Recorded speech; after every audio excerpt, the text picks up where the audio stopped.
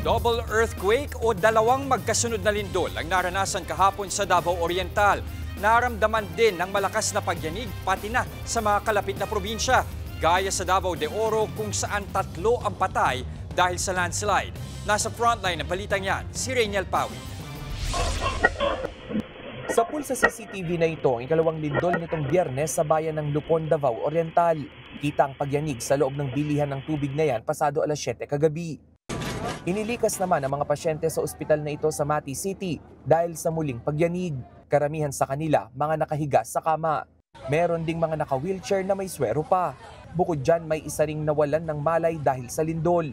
Tulong-tulong ang mga rescuers sa pagbuhat sa kanya para ilagay sa kama.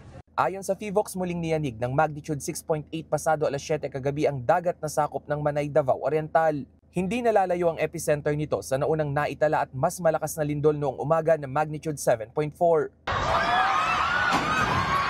Naramdaman ang pagyanig sa mga kalapit na lugar sa Davao Region, gaya sa Davao City kung saan sinuspindi na ang pasok sa universidad na ito dahil sa lindol.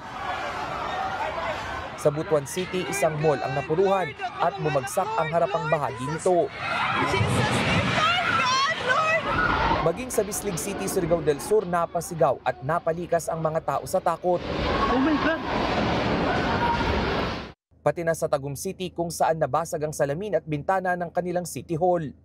Sa bayan naman ng Pantukan, Davao de Oro, tulong-tulong ang mga residente na buhatin para masagip ang lalaking ito na natabunan ng lupa sa mining area matapos ang lindol. Relax lang, relax lang. Ayon sa uploader, halos 6 na oras ang tumagal bago siya naahon sa gumuhong lupa.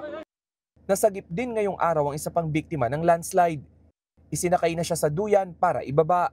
3 ang nasawi dahil sa landslide base sa ulat ng kanilang lokal na pamahalaan. Maraming bahay rin ang nasira. Nakatakda namang pumunta roon ng LGU para magpaabot ng tulong. Nagbabalita mula sa frontline, Rainiel Pawid, News 5. Mga kapatid, Jess De Los Santos po ang inyong kasangga sa paghahatid ng balita para sa may alam at may pakialam. Para sa tuloy-tuloy na makabuluhang balitaan, mag-follow at mag-subscribe na sa social media pages ng News 5.